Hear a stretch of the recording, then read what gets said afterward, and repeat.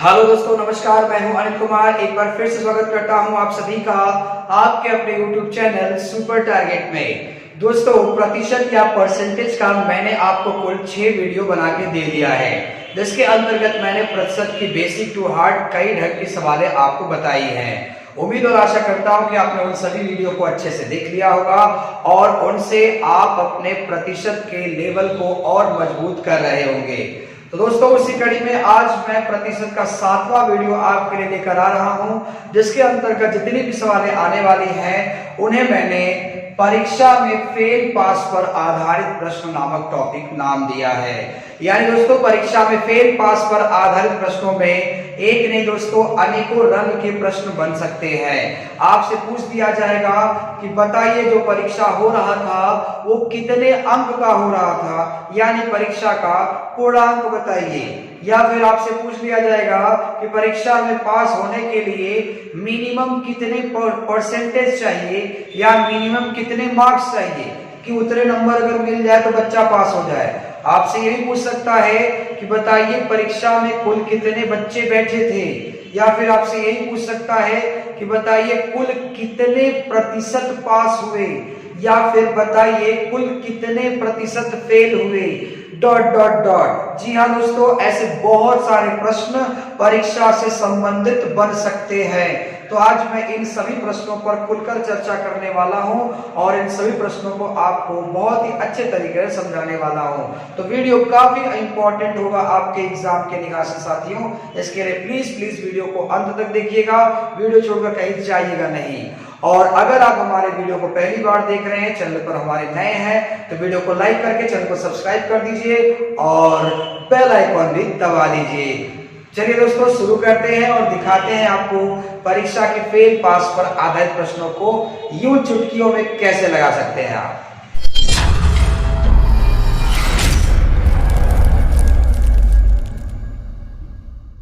पहला सवाल स्क्रीन पर आ चुका है दोस्तों। पहला सवाल आप पढ़िए, पहले इसमें क्वेश्चन लिखा हुआ है। एक परीक्षा में हिंदी में 40%, संस्कृत में 25% तथा दोनों विषय में 20% विद्यार्थी अनुत्तीर्ण हो गए। अनुत्तीर्ण का मतलब फेल होना होता है। कुल कितने प्रतिशत विद्यार्थी अनुत्तीर्ण हुए? आपसे पूछा है कुल कितने प्रतिशत विद्यार्थी फेल हुए। दोस्तों, बताना चाहूंगा कि ऐसे ही दो विषय की चर्चा करेगा, जैसे इस प्रश्न में हिंदी और संस्कृत की चर्चा किया है। तो ऐसे ही दो कोई भी विषय उठा देगा और कह देगा कि इतने बच्चे इस विषय में पास हुए, इतने बच्चे इस विषय में फेल हुए। ऐसे परसेंटेज में डाटा आपको दे दिया जाएगा और सवाल के लास्ट में, सवाल के अंत में आपसे पूछा जाएगा कि बताइए कुल कितने प्रतिशत बच्चे फेल हुए या कुल कितने प्रतिशत बच्चे पास हुए। तो कैसे लगाएंगे, ध्यान सुनिएगा कि जब भी आपसे पूछे कि कुल कितने प्रतिशत बच्चे फेल हुए या फिर कुल कितने प्रतिशत बच्चे पास हुए, इन दोनों में कोई भी सवाल आपसे पूछा जाए, आप इस प्रश्न को 100 माइनस पहला माइनस दूसरा प्लस दोनों इसके ऊपर रख कर लगाएंगे। आप इसे ट्रिक भी कह सकते हैं। जी हाँ साथियों, इसी के ऊपर रखकर आप ये सवाल तुरंत लगा देंगे। लेकिन आप याद रखना कि अगर आपसे पूछ रहा है कि कुल कितने प्रतिशत बच्चे फेल हुए हैं, तो डिटेल जो है पास का लिखना है। अगर आपसे पूछेगा कि कुल कितने प्रतिशत बच्चे पास हुए, तो डिटेल आपको फेल का रखना है। यानी पास का अगर पूछेगा तो डाटा फेल का लिखना है और फेल का अगर पूछेगा तो डाटा पास का लिखना, मतलब उल्टा काम करना है। ये है क्या, बता देना चाहता हूं। पहला मतलब पहला विषय का डाटा, दूसरा मतलब दूसरा विषय का डाटा, दोनों मतलब दोनों विषय का डाटा। तो आइए यहां देखते हैं। कह रहा है हिंदी में 40%, यानी पहला विषय में 40%, संस्कृत में 25%, यानी दूसरा विषय में 25%, तथा दोनों विषय में, ध्यान दीजिएगा, दोनों विषय में 20% विद्यार्थी अनुत्तीर्ण हुए। यानी ये डाटा किसका दिया है, फेल का दिया है। और हमसे पूछ भी रहा है कुल कितने परसेंट फेल हुए। तो भाई मैंने अभी क्या कहा कि अगर पूछेगा कि कुल कितने परसेंट फेल हुए तो हमें लिखना क्या है, पास। तो जरा सोचिए, अगर 100% टोटल को कहते हैं तो 40% अगर फेल होंगे तो पास कितने होंगे, 60%। 25% अगर फेल होंगे तो पास कितने होंगे, 75%। 20% अगर फेल होंगे तो पास कितने होंगे, 80%। तो ये जो आपने अभी भी निकाला ये पास का डाटा है। तो यहाँ हम पास का डाटा भरेंगे, क्यों भैया, क्योंकि फेल का पूछ रहा है। तो आइए भर देते हैं। 100 माइनस पहला कितना है, 60, माइनस दूसरा कितना है, 75, प्लस दोनों कितना है, 80। अब इसी को हल कर दीजिए, 100 और 80 जोड़ दीजिए, कितना आ जाएगा, 180, माइनस 7 6 13 यानी 135। तो 180 में से 135 घटा दीजिए, आपका आ जाएगा 45%। यानी टोटल 45% विद्यार्थी कुल फेल हुए। कुल कितने प्रतिशत विद्यार्थी अनुत्तीर्ण हुए, 45% विद्यार्थी अनुत्तीर्ण हुए। अगर ये पूछा होता है कुल कितने प्रतिशत विद्यार्थी उत्तीर्ण हुए, मतलब कुल कितने पास हुए, तो अगर पास का पूछेगा तो डाटा फेल का लिखना है, तो फेल का तो दिया ही था, तब मैं यही रख के लगाता और जो आता है आंसर वो पास का आता। ध्यान रखें, अगर यहाँ डाटा आप पास का रखेंगे तो डाटा किसका मिलेगा, आंसर फिर फेल का मिलेगा। और अगर यहाँ आप फेल का डिटेल रखेंगे तो आपको पास का डिटेल मिलेगा। ध्यान रखें, मतलब जो डाटा आप रखेंगे जस्ट आंसर उसका अपोजिट मिलेगा आपको। ध्यान, आइए मैं इसके ऊपर और भी प्रश्न आपको बताता हूँ। आइए, दूसरा प्रश्न भी आ चुका है, आपको सीखने का दूसरा मौका मिल रहा है। प्रश्न लिखा है, किसी परीक्षा में गणित में 75% संस्कृत में 55% विद्यार्थी पास हो गए दोस्तों, जबकि दोनों विषय में 35% फेल हो गए। कुल कितने प्रतिशत विद्यार्थी पास हुए। जैसा कि मैंने आपको कहा था कि जब भी आपसे पूछे कुल कितने प्रतिशत पास हुए या कुल कितने प्रतिशत फेल हुए तो घबराने की बात नहीं है। आप 100 माइनस पहला माइनस दूसरा प्लस दोनों के ऊपर डिटेल आप फिट कर दीजिए, आंसर आ जाएगा आपका। अब पहला मतलब पहला विषय, दूसरा मतलब दूसरा विषय, दोनों मतलब दोनों विषय। अब अगर आपसे पास का पूछ रहा है तो डिटेल आपको भरना होगा फेल का। आइए, सवाल में लिखा है कि गणित में देखो कौन सा विषय है मायने नहीं रखता, बस कितने विषय, 2 विषय। पहले में 75%, पहले में 75%, दूसरे में 55% पास हुए, यानी ये दोनों क्या है, पास हो गए। जबकि दोनों में, जी हाँ साथियों, दोनों में 35% बच्चे फेल हो गए। अब हमसे पूछ क्या रहा है, पास पूछ रहा है। अभी मैंने क्या बताया कि जब पास पूछेगा तो डिटेल क्या भरना है, फेल का। यानी हमारे पास जो तीनों डाटा होना चाहिए वो फेल का होना चाहिए। तो यहाँ तो पास है, तो अगर 75% पास हो गए तो 25% फेल होंगे। 55% अगर पास हो गए तो 45% फेल हो गए। अब देखिए तीनों फेल हो गया तो बस लाके भर दीजिए यहाँ पर। यानी 100 माइनस पहला कितना है, 25, माइनस दूसरा कितना है, 45, प्लस दोनों कितना है, 35। 100 और 35 जोड़िए, 135 आ गया। माइनस 25 माइनस 45 जुड़ जाएगा तो हो गया 4 2 6, यानी हो गया 70। तो 135 में से 70% हटा दीजिएगा तो 13 में से 7 जाएगा तो 65, यानी 65% यहाँ पर आएगा। तो 65% टोटल विद्यार्थी पास हुए हैं। ध्यान दीजिएगा। अभी और भी प्रश्न आने वाले हैं साथियों, परीक्षा में फेल पास पर आधारित प्रश्न इतने ही नहीं है, अभी बहुत सारे प्रश्न हैं, वीडियो के साथ बने रहिए आप। तीसरा प्रश्न स्क्रीन पर आ चुका है साथियों, एक बार आप ध्यान से देख लीजिए प्रश्न को। कह रहा है किसी परीक्षा में हिंदी में 60%, गणित में 65% विद्यार्थी पास हो गए, जबकि दोनों विषय में 30% फेल हो गए। यदि 330 विद्यार्थी पास हुए हों तो परीक्षा में कितने विद्यार्थी बैठे थे। दोस्तों इस प्रश्न में पूछ रहा है कि परीक्षा में टोटल स्टूडेंट कितने बैठे थे। घबराने की बात नहीं है, टोटल स्टूडेंट पूछ रहा है वो भी निकल जाएगा, टोटल स्टूडेंट 100% ही रहे होंगे। अब 100% में कितनी संख्या है वो अभी कुछ ही पलों में पता चल जाएगा आपको। लेकिन अब यहाँ पे ये समझ में नहीं आ रहा है कि मैं प्रतिशत पास निकालूं कि प्रतिशत फेल निकालूं। बहुत आसान है। जरा देखिए यहाँ पर कह रहा 330 विद्यार्थी, ये एक नई लाइन आपके लिए मिली है। यहाँ पर कह रहा 330 विद्यार्थी पास हुए हैं, यानी ये संख्या है न कि परसेंटेज। तो बस आप पता कर दीजिए कि ये 330 स्टूडेंट कितने परसेंटेज के बराबर हो सकते हैं। जैसे अगर 40% के बराबर अगर 330 हो जाएंगे तो 1% का वैल्यू निकल जाएगा, फिर 100% का ही वैल्यू निकल जाएगा। लेकिन ये 330 विद्यार्थी कितने परसेंटेज के बराबर हैं? तो ये 330 है क्या? पास हुए बच्चे हैं, यानी अगर मैं प्रतिशत पास निकाल दूं तो मेरा काम बन जाएगा। तो मुझे प्रतिशत पास निकालना होगा, और आप तो जानते ही हैं कि प्रतिशत पास निकालने के लिए डिटेल फेल का भरना होगा। आइए, पहला विषय में 60%, तो पहला में 60%, दूसरा में 65%, क्या है? पास हो गए। ठीक, फिर कह रहा है दोनों विषय में 30% फेल हो गए, तो दोनों में 30% फेल हो गए। तो अगर आपसे पूछ रहा, अगर आपको कुल पास निकालना है तो डिटेल तो आपको फेल का ही भरना पड़ेगा।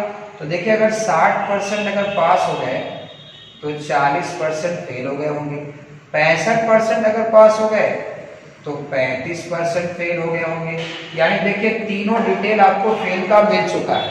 तो अब तीनों डिटेल फेल का मिल चुका है तो यहां जाके भर दीजिए, यानी 100 माइनस पहला 40 माइनस दूसरा 35 प्लस दोनों 30, तो 100 और 30 कितना हो गया? 130 हो गया। 130, 40 और 35 कितना हो गया? 75 हो गया। तो अब आप घटा दीजिए, 130 में से 75 घटा दीजिए, आपका आ जाएगा 55%। तो ये जो 55% आया है दोस्तों, ये आया है कुल प्रतिशत पास, यानी कुल परसेंटेज में कितने पास हुए? 55% पास हुए। लेकिन हमसे ये थोड़ी ना पूछा था, हमसे तो पूछा था कुल कितने बच्चे बैठे हैं। अभी आ जाएगा, ध्यान से देखते रहिए। ये 330 विद्यार्थी क्या है? पास। तो 55%, जो 55% है ये पास का है, और ये जो 330 है ये भी पास का है, यानी 55% कितने के बराबर होगा? 330 के बराबर होगा। तो 1% बराबर कितना होगा? 330 बटा 55। तो फिर गुणे 100 निकाल लीजिए, क्योंकि आपसे पूछ रहा है कितने बच्चे बैठे थे, तो टोटल 100। अब धीरे से काट दीजिए, 55 इसको काटेगा 6 बार, 6 पंजा 30, 6 पंजा 30, 6 बार में काट देगा, यानी टोटल कितने बच्चे बैठे थे? 600 टोटल विद्यार्थी बैठे थे। एक बार ध्यान से देख लीजिए कैसे लगा है। ठीक है, अगला सवाल उसी पलों में आ रहा है।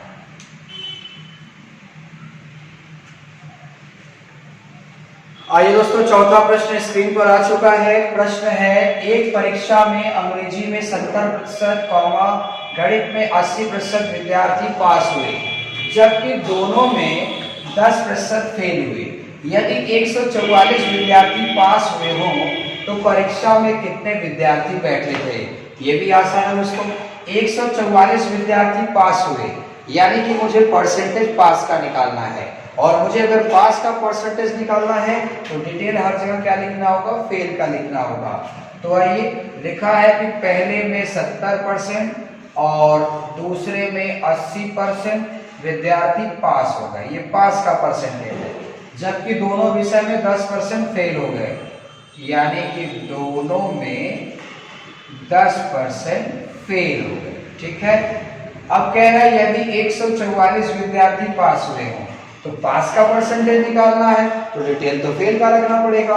तो 70% अगर पास हुए हैं तो 30% फेल हुए होंगे, 80% अगर पास हुए हैं तो 20% फेल हुए होंगे।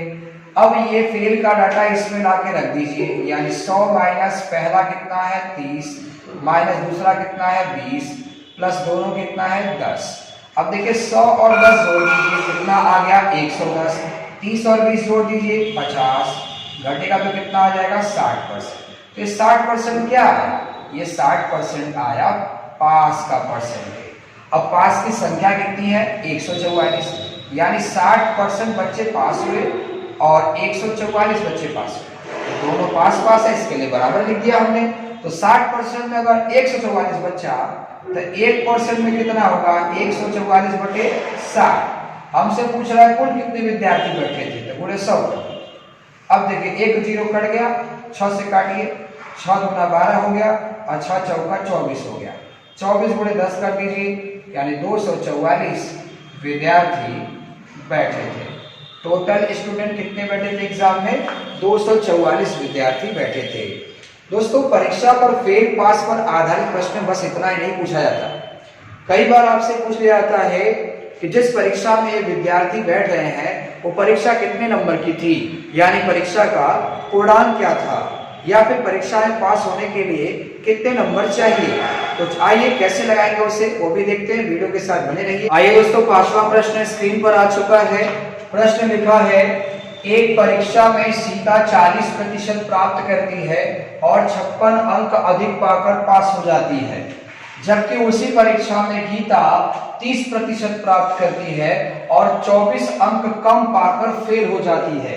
परीक्षा का पूर्णांक ज्ञात कीजिए। परीक्षा का पूर्णांक कहने का मतलब ये हुआ कि परीक्षा टोटल कितने नंबर की हुई थी, परीक्षा का अधिकतम अंक बताइए। जैसे कोई पेपर होता है तो 500 नंबर का होता है या कोई पेपर 600 नंबर का होता है। तो ये जो सीता और गीता है जिस परीक्षा में बैठी हैं वो परीक्षा टोटल कितने नंबर की थी, पूर्णांक क्या था उसका। तो याद रखिएगा साथियों, जब भी आपसे पूर्णांक पूछेगा तो आप सबसे पहला काम परसेंटेज घटा दीजिएगा। ध्यान सुनिएगा, सबसे पहले आप परसेंटेज घटा दीजिएगा अगर आपसे पूर्णांक पूछ रहा है तो। अगर आपको पूर्णांक निकालना है, मैक्सिमम नंबर निकालना है, अधिकतम नंबर निकालना है, तो आप सबसे पहले परसेंटेज घटा दीजिएगा। यानी कि सीता का परसेंटेज 40% है, गीता का परसेंट 30% है।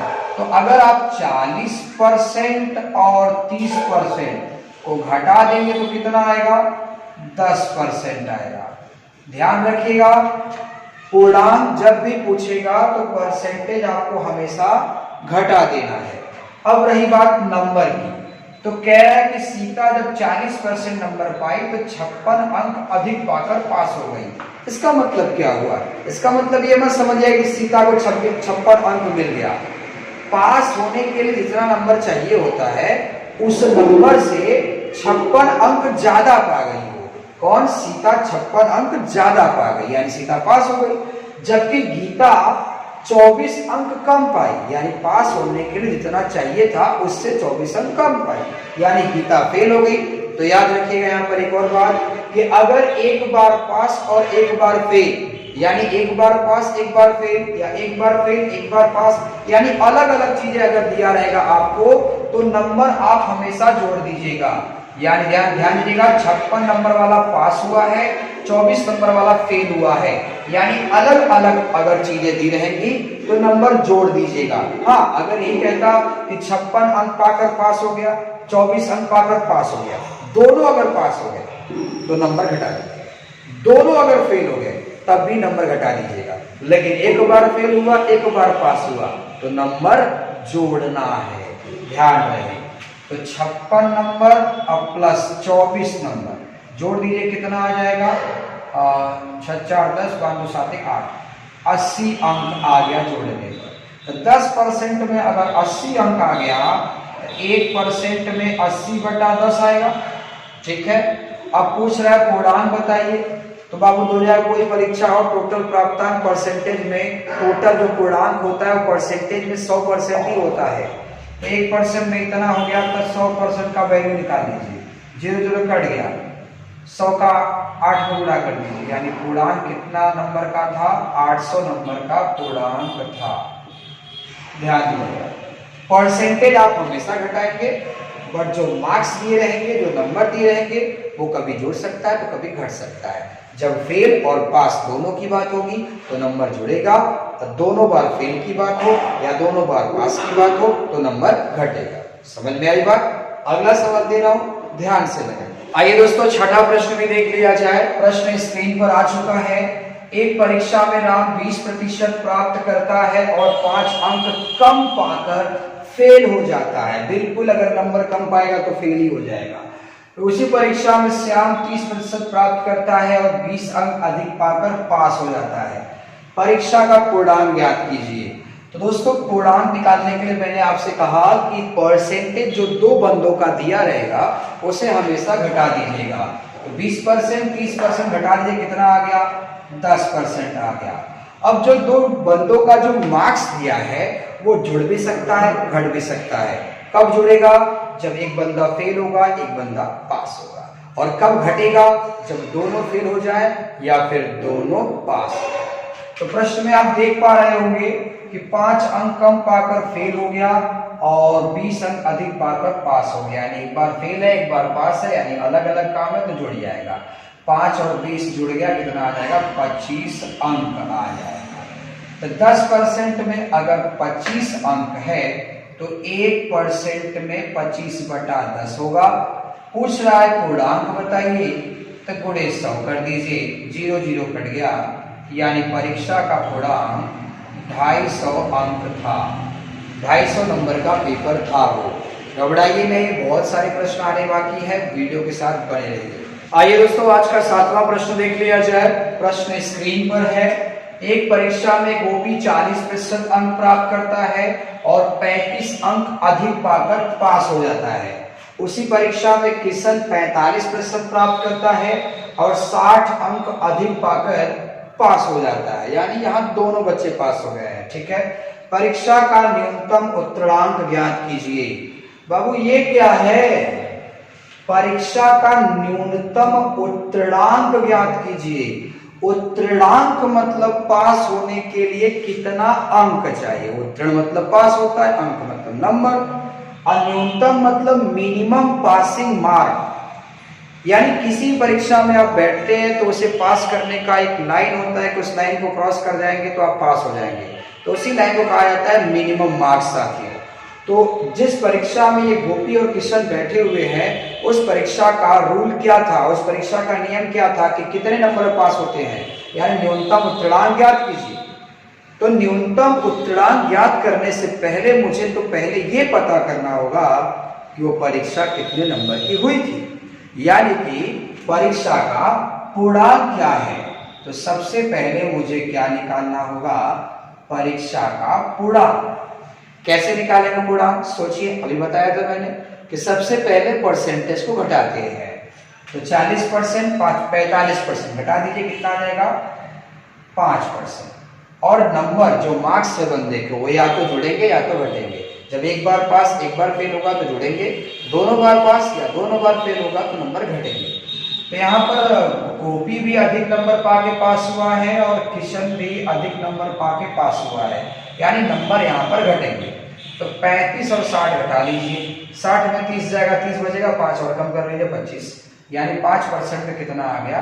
25 अंक। ध्यान दीजिएगा मैं 25 अंक कहाँ से लाया हूँ, ये नंबर इनके मैंने क्या कर दिए? घटा दिए। ठीक है, तो 5% में 25 अंक आ गए। तो 1% में कितने आएंगे? 1% बराबर 25/5। पूर्णांक निकालना है तो गुणे 100 कर दीजिए। ठीक है, 5 से काटिए, 5 बचे 25, यानी ये 500 अंक क्या आया? ये आ गया पूर्णांक। अब यानी गोपी जिस परीक्षा में बैठा था वो परीक्षा 500 नंबर की थी, किशन जिस परीक्षा में बैठा था वो भी परीक्षा 500 नंबर की ही थी। तो अब न्यूनतम उत्तीर्णांक क्या है? पास होने के लिए मिनिमम मार्क्स चाहिए कैसे? तो वो कैसे निकालेंगे? उसके लिए बच्चा आपके पास दो तरीके, मतलब दो तरीके कहने का मतलब ये है कि आप गोपी को मुद्दा बना के लगा लीजिए आंसर, या फिर किशन को मुद्दा बना के आंसर लगा लीजिए। चलिए मैं गोपी को मुद्दा बना के बताता हूँ आपको। ध्यान दीजिए, अब गोपी पेपर में बैठ गया। ठीक है, तो गोपी के सामने आपने 500 नंबर का पेपर दे दिया होगा हल करने के लिए। तो गोपी ने 500 नंबर का पेपर सॉल्व किया, जितने भी घंटे का पेपर रहा होगा। तो 500 नंबर में से कितना लेकर आया हो? 40% लेकर आया है। ध्यान दीजिएगा, 40% लेकर आया है। तो 500 का 40% कितना होगा? 00 कैंसल, 5 चौक का 20, यानी गोपी का जो ये 200 नंबर आ गया, इसे कहते हैं प्राप्तांक। इसे क्या कहते हैं? प्राप्तांक कहते हैं। गोपी का प्राप्तांक कितना है? 200 नंबर। फिर आगे लिखा है कि वो 35 अंक ज्यादा पाकर पास हुआ है। 40% तो पाया हो, फिर कह रहा है कि पता चला कि 35 नंबर वो ज्यादा पाया है, यानी जिस लाइन को क्रॉस करने पर बंदा पास हो जाता है, उस लाइन को अगर मैं न्यूनतम कह रहा हूं तो उस लाइन से भी 35 नंबर ये ज्यादा पा गए हैं। तो हमको तो बस ये लाइन ना पूछ रहा है, न्यूनतम ना पूछ रहा है, तो 35 नंबर ज्यादा पा गया है ये, तो 35 नंबर इसमें से क्या करेंगे आप, कम करेंगे। अगर 200 में से 35 नंबर आप कम कर देंगे तो आ जाएगा कितना, 100, अगर 70, 165। यानी पास होने के लिए न्यूनतम नंबर कितने चाहिए, 165 नंबर चाहिए। आप चाहें तो किशन को ही मुद्दा बना के लगा सकते हैं। किशन के सामने भी 500 नंबर का पेपर आपने दिया होगा, ठीक है। तो किशन कितने परसेंटेज लेकर आया, 45%। डबल जीरो कैंसिल हो गया, गुणा कर दिए, 5 बचे 25, 5 चौका 20, 20 2 22, 225 नंबर किशन लेकर आया। यानी किशन का प्राप्तांक है 225, लेकिन किशन भी 60 नंबर ज्यादा लेकर आया है, इस लाइन से 60 नंबर ज्यादा लेकर आया है। तो 60 नंबर इसमें से निकाल दीजिए आप, यानी 225 में 60 घटा देंगे तो आपका आ जाएगा 165।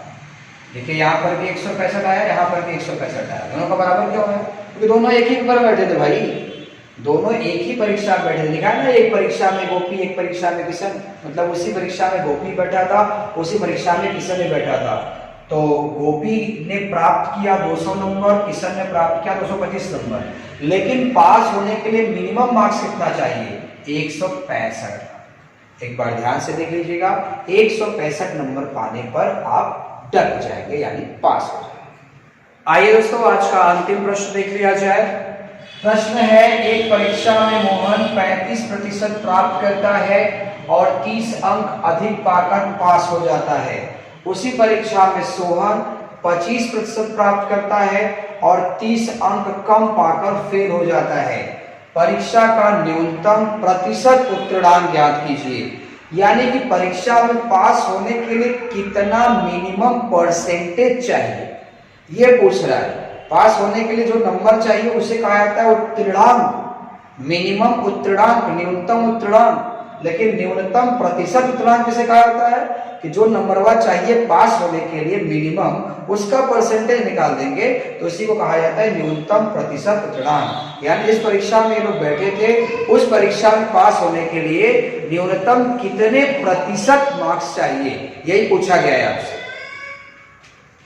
तो कैसे लगाएंगे, सबसे पहले आप पता करिए कि परीक्षा का पूर्णांक क्या है, मतलब परीक्षा कितने अंक की हुई थी। उसके लिए आप परसेंटेज घटा लीजिए, 35%, 25% घटाइए, कितना आएगा, 10%।